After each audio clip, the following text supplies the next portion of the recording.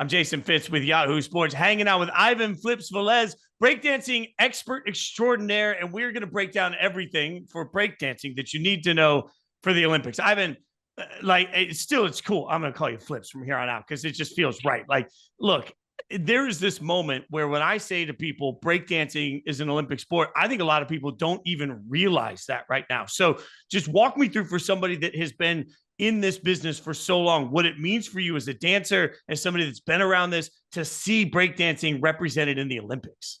It's actually a dream come true. I didn't even think in my lifetime it would happen. I just always saw the Olympics as the ultimate platform for any sport. Now, everyone talks about breaking being a dance, right? So you take hip hop, which just turned 51 years old this year. Breaking is the physical manifestation of the culture. So breaking's been around for 51 years. A lot of people don't know that. They don't realize it because it's because of the movies. It's only been around for a couple of years. No, 51 years deep, and we're just now hitting the Olympics. I remember Lionel Richie in the closing ceremonies in '84. So '84, he used breakers, b-boys and b-girls. Fast forward 40 years later, 2024, Paris, we're hitting the big stage, and we're not background dancers to any artist. We are the artists. It's like a dream come true. I think it's for the culture itself. A lot of rappers are talking about it. The music industry is talking about it. The fact that breaking made it to this caliber, it's phenomenal. It's amazing. Like, I'm still in awe of it. I get to judge it, but what's going on nowadays is insane. These athletes, I call them dance leads, right? Dance athletes, and you fuse them together, right?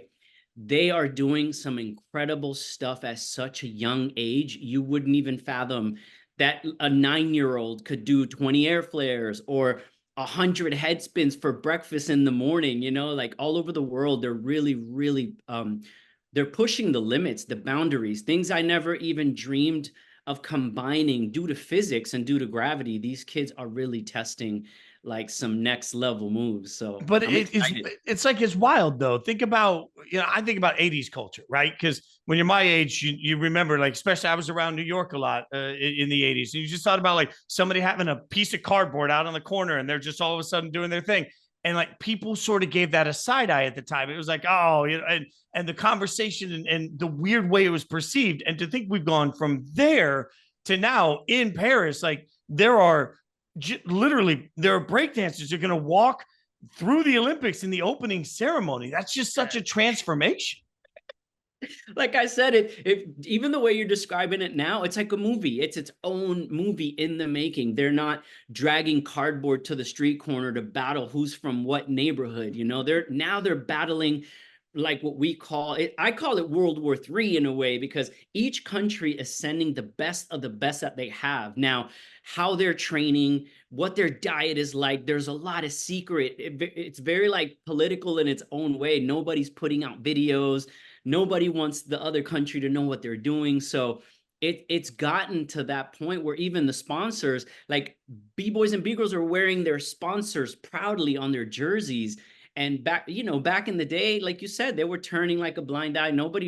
You would take a Samsung TV box and use it as the cardboard on the floor. Now Samsung and these technology companies are sponsoring the events. They're walking in with huge deals as well, like Nike sponsorships, endorsements. I can't wait to see a breaker on a Wheaties box. That's like bucket list number one. Gatorade commercial, Pepsi, like Michael Jackson. Like, what? So walk me through then the way this works, okay? Mm-hmm. Because first and foremost, that, like, look, everybody watching is going to have somebody they fall in love with, right? That's part of the Olympic process. So Yes. when I say Team USA for breakdancing, what's that team look like? How many people are on it? That sort of concept. Yes. So we have per gender, so one B-boy, one B-girl, right? Male, female. For each person, there's going to be an alternate, just in case, because you never know what can happen. So we're looking at B-girl Sunny, who qualified. She's from New York. And B-boy Victor, who's originally from Florida. He's now residing in LA. So you got New York and LA representing Team USA. Right behind them as alternates, we got Logistics, Logan. She's from San Diego, currently residing in Florida. And we have between Gravity and Jeffro, they're trying to battle it out. So even within the team, based on points, they're battling it out to see who's next. You got Jeffro from Texas and Gravity from New York, who currently resides in Phoenix, Arizona. You said based on points, so let me stop you there. All right, Yes. like Flips, educate me on point. How is this thing scored? Okay, so you have it's insane. Okay, 100 points, right? That's a perfect 100. And in Shanghai, just this past weekend, they're able to get first place gets 50 points, right? The very next Olympic, it's called the OQS, Olympic Qualifier Series. The very next one is coming up. It's almost like a wild card in Budapest, Hungary. It's coming up at the end of June, right? So now you have these two qualifiers to see who's going to back up the main competitors. So it's insane. Every country sending out the best of the best, and only a couple have actually earned their slot to already battle. They've already qualified for the Olympics, but that's only a handful due to points. So you mentioned every country. Is breakdancing at this point truly global enough for them to field teams for so many of these countries involved in the Olympics? Yes, so here we go. Just last month, it was only supposed to be 32, and they invited another 8. That's how many people are competing. So you got 40 B-boys and 40 B-girls. It was only, ever since last year, December of last year, it was only supposed to be 32. And there's been so many signups and so many battles, and so much interest. So basically, in 2018, they tried it out at the Youth Olympic Games in Buenos Aires, Argentina. And it did so well based on viewership, based on statistics. It did so well. They made it an official Olympic sport. So that was in 2018. These fast forward 4 years later, you're talking like in China, there was over 100 people that signed up for one slot, which is insane. I can't, in a great way. It's such a weird thing for my mind to wrap around, knowing that when I was a kid, if you were skateboarding, if you were breakdancing, then there was a concept, like right or wrong, people would be like, oh, go do something with your life. And that I'm saying that as a kid that grew up a musician, right? Like, it's not like I grew up with a stable, but like there was this, oh man. And now skateboarding and breakdancing are both in the Olympics. Like, it's just, it's such a change in the way we perceive this. Yes, and BMX as well. So all of these sports, rock climbing, all of these sports that were either frowned upon or were like, you're not going to get anywhere with that, right? Look at them now. It's at the top of its game. I almost couldn't believe it. And the fact that it's all, the X Games, right? It almost was like adapted from that. The X Games is going on 30 years. And then you look at it and you go, this whole world, it wasn't even an underground culture. It was just an extreme world, the X Games or the world of extreme sports. It's now merging and fusing. That's how you know we're in the future, man. It's amazing. Such an incredible time to compete, be a part of it, and to actually see it.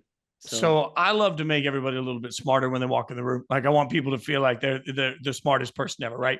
So give me something that people watching this can go in and say to their buddies the first time that people are competing. They'll be like, oh, that was, again, I'll use the triple sow count. Like, nobody knows anything about figure skating, and all of a sudden we're like, oh, triple sow. I don't even know what the hell it is. But like, there's got to be give me a phrase or a term that somebody can what are they looking for, and what's it called that'll make them the smartest person in the room while they're watching? Perfect. It's called the fundamentals. So think of the word fun. When you're watching it, you're having fun. What are you looking for? The fundamentals is top rock. It's when we start at the very top, right? We do the little, hey. Then you got footwork when you take it down to the ground, start in the 70s. Then you have what we call flowing power moves. It's the dynamics. It's very, very similar to gymnastics and martial arts. And then to show strength and durability, you got to stick the freeze. So whenever you see a pose, a freeze, a stall, a stop, you got top rock, footwork, freezes, and power moves. So you're definitely going to see that for 60 seconds at a time. Once they clock in and the DJ drops the beat, it's 60 seconds. So it's a sprint. It's a sprint to the finish every time. Do they pick their music? They do not pick their music. The DJs, world-renowned DJs, are producing beats like strategically and specifically for each round of the battle. So the BPMs go up as the battle continues, right? You start off kind of chill and then the BPMs go up, but they actually take samples and they produce themselves the music that you'll be hearing. 60 seconds of pop. It's nuts. It's awesome.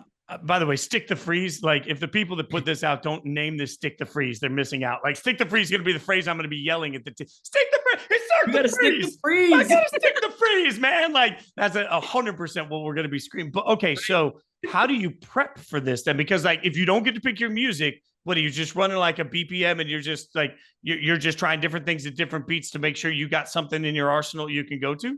Yes. However, the criteria, I have my notes right here. The criteria that you have, the boxes you do have to tick, besides just freestyling and being unique and original, you have to, we're looking for creativity, right? So don't look like the next man. Don't be a carbon copy. Your personality has to show. We want to see how you do it, not how you learned it, how you do it, how you're evolving the dance and the movement. The technique, it's how you do it, right?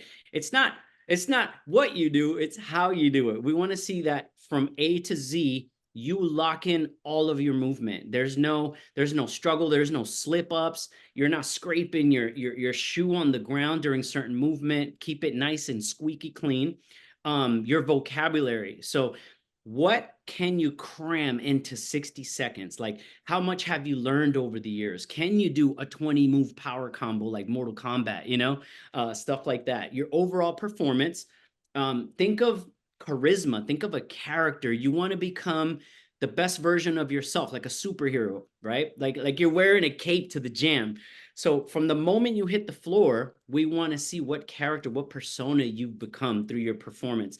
And my most important, musicality. How do you hit the beat? How many times can you hit the beat? Or why is the DJ even wasting such a great song if you're not hitting the beat? You're definitely going to get dinged if you don't have musicality. And that's, if you call yourself a dancer and music is playing, you better be dancing to the beat. You know what I mean? It's so funny you say that because, again, I'll go back to when I was a kid, especially taking lessons at the time as a violinist. One thing that one of my teachers would always say is like, I know you're playing the piece, but why are you playing the piece? And more importantly, why do I care? Right. Like, so especially growing up in classical music, look, there's only so many pieces to play. Right. So everybody's heard everything. There's nothing new of note coming out. So we're all growing up playing the same, whatever, Vivaldi. Right. So it's like, if everybody's playing the same thing, how am I playing it in a way that makes somebody stop, listen, and care about it? Even though it's the same notes, even though it's the same delivery, it's the same instrument, you have to find a way to convey your artistry differently. So I find this very interesting, but it's also, to be honest, Flips, it's all very subjective, right? And in sports, we don't love subjective. Like, subjective makes people angry. Like, you think about the years of controversy over the way figure skating has been judged or gymnastics have been judged, right? So when you're talking about how subjective this is there controversy that comes with that? Because you might watch something and feel like it really touched your soul musically, but the judge next to you wasn't really feeling it. Yes, absolutely. 100%. To be super transparent, when someone is in the pocket is when I start to feel how they're delivering. If I've heard the song and I've seen him dance or her dance, or I've seen their videos on TikTok or Instagram, the way that they change it up for me is what they decide to do in the pocket of the music, and how they transfer from A to B and still end up freezing in C. So when I'm judging, it really makes me tap into, I want to see them for them, and I want to look almost past them.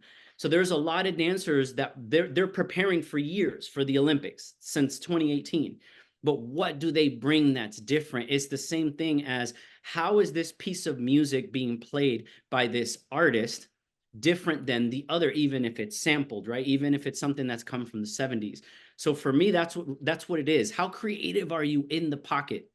What will you force yourself to do when it's time to freestyle? Because we've seen it all. Like you said, we've seen every move over and over. The evolution of it is who's taking it to the next level. And sometimes that's found in that in-between moment of the frequency, right? So it's in the pocket. Like, what do you do in the pocket? Like, how are you going to rise above What we've seen hundreds of people do the same thing for 60 seconds. And it's how you piece it together, almost like in a Rubik's Cube. There's some people that master that within the 60 seconds, they master telling a story from all these different, it's almost like the Matrix.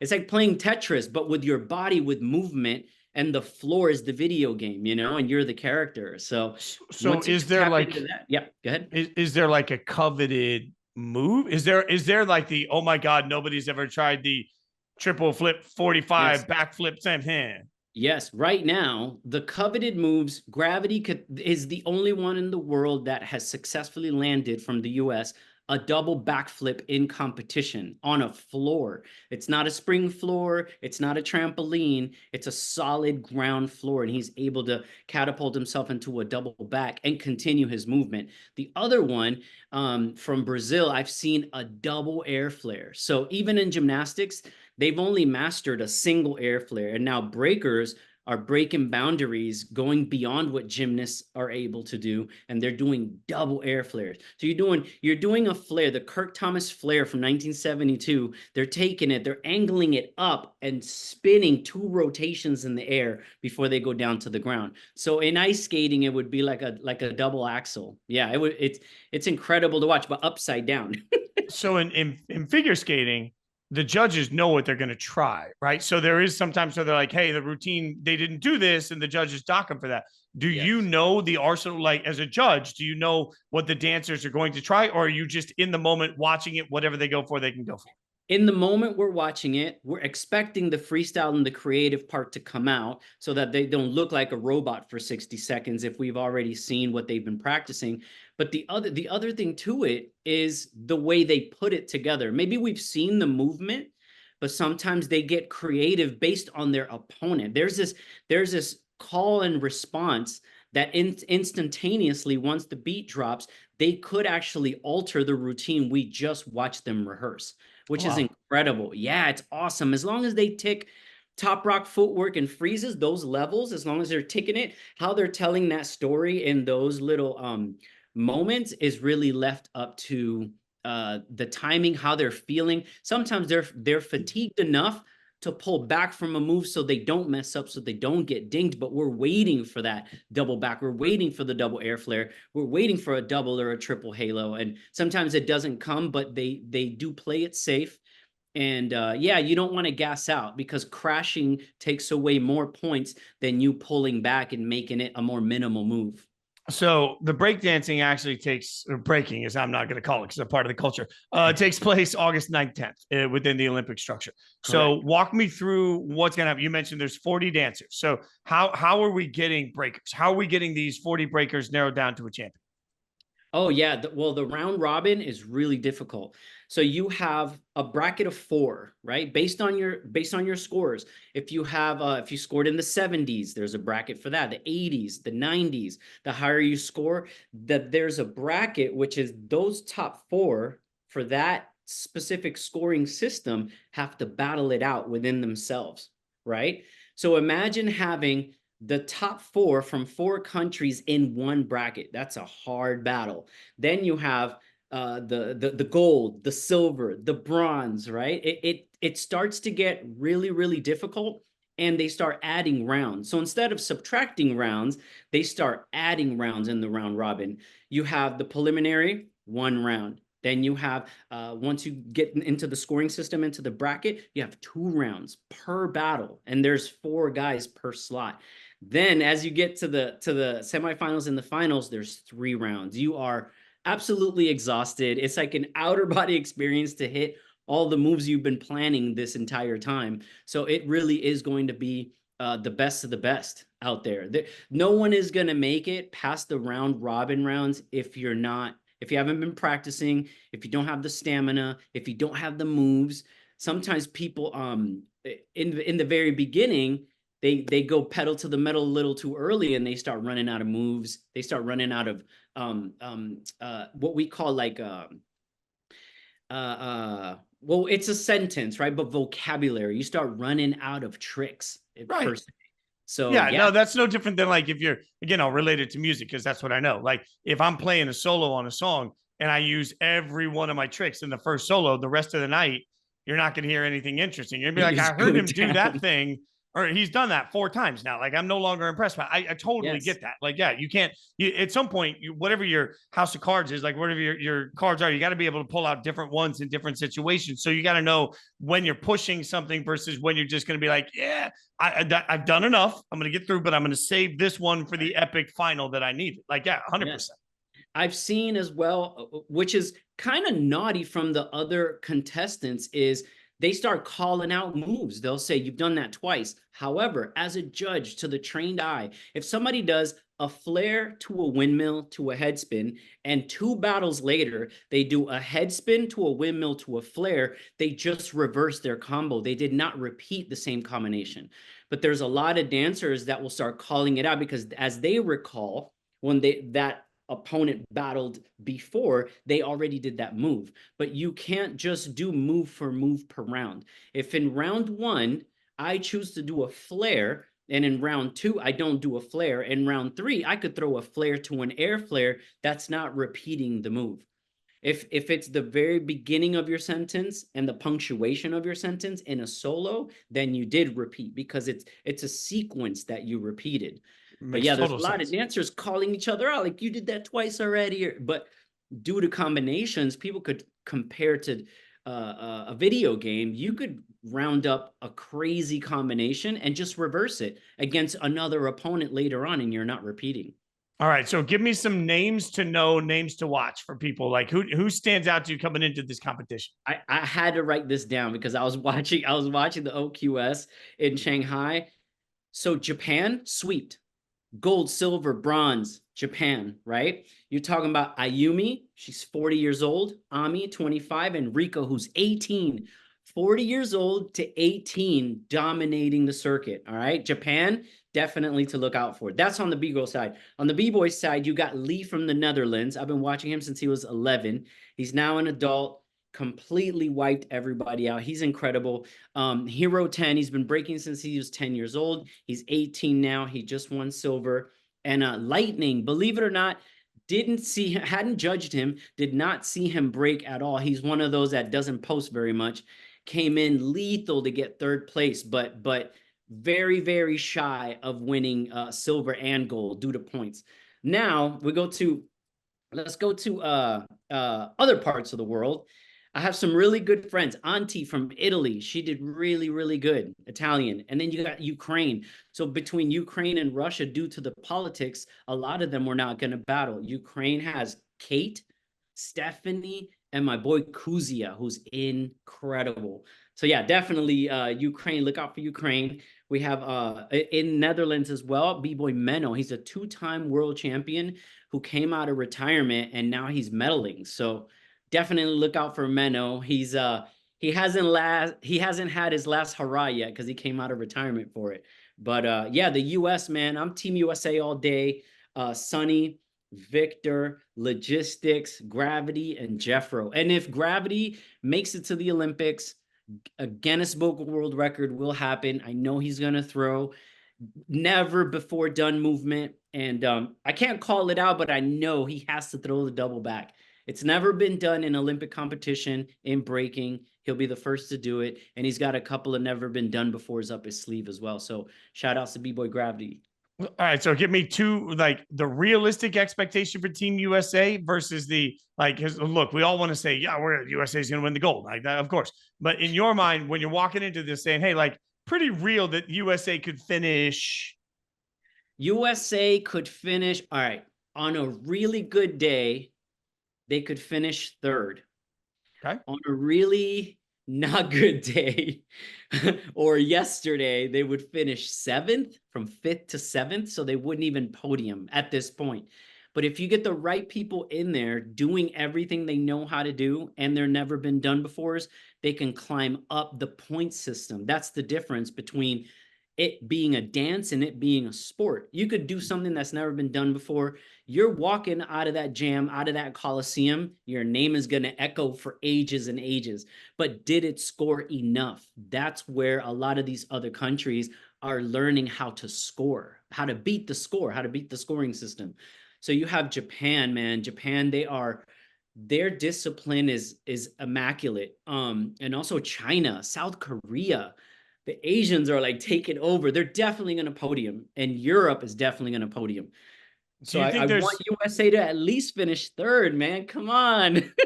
do you think that there's like a pressure on the judges in this? Because it's the Olympics, right? Like it's got to hit a little different when you know your score matters for the Olympics. Absolutely. There's a lot of pressure on the judges. There's a lot of I wouldn't even call it politics. I would call it pressure. It's definitely Olympic pressure. It's not a single jam. It's not about sponsorships. It's not about endorsements. It's about the vote counts for the entire country based on one person performing. So it's not a team. You know, when you go out and like Team USA has like 5 gymnasts that go out, right? It's like the overall scoring. No, this is like one judge judges from 1 to 10 for one person in 60 seconds. It's a lot of pressure. Believe me, you can't blink. You almost want to recap. As you're judging, you're trying to recap everything you saw within seconds to judge within milliseconds. So talk about pressure. You sweat when it's really close. You're sweating by the time you're putting that tally up. That's amazing. That's amazing. All right. Any Yeah. other, like, is there any other thing that, hey, this is a secret everybody should look for on breaking in the Olympics? Something that you want to make sure the world knows about this coming into it. Oh, well, the fact that it's 51 years old, the fact that some of the competitors are 40 years old, 39, 40 years old. I mean, it's a sport and it's a dance in which a lot of the younger people reign supreme, but you got some OGs in the game, man. They've been dancing for 30 years. So I definitely want them to know that. And I also want them to know that ever since 2018, the women, the B girls, get to reign as supreme and get the same gold, same silver, same bronze that men or B boys are handed. It wasn't until 2018 that a woman or a B girl was not crowned equally as a champion, as a world champion. So this Olympics will crown the very, very first B girl champion, world champion, and B-boy world champion. That's very interesting. We're living in interesting times because it's the very first time a woman, and you think, yeah, but in every other sport there's women, but in breaking, in the culture, they weren't celebrated as good or as well or as high as the men. So yeah, it's equal grounds for everybody. I'm so excited. Flips, this is all I ask, man. When it's all said and done, I need to get your review from all of it. Okay. After the breaking's done in the Olympics, we got to hang out again. You Oh can tell me yeah. what you thought, what you saw, what was good, what was bad, who cracked, who didn't crack. And then most importantly, I am going to just at the top of my lungs for 2 days be screaming, you got to stick the freeze, man. You got to stick the Yeah, you gotta freeze. stick the freeze, dude. Okay. It's like the landing in gymnastics. You gotta stick the landing. You gotta stick the freeze. Oh, we are making everybody smarter on all this. Thanks for hanging out with me, brother. This has been amazing. Awesome. I'm happy Thank you. for something that you love so much to be getting this level of representation. It exudes from your soul how much you love what this all means. So congratulations, and this has been a blast. Thank you. Thank you, guys. Let's go.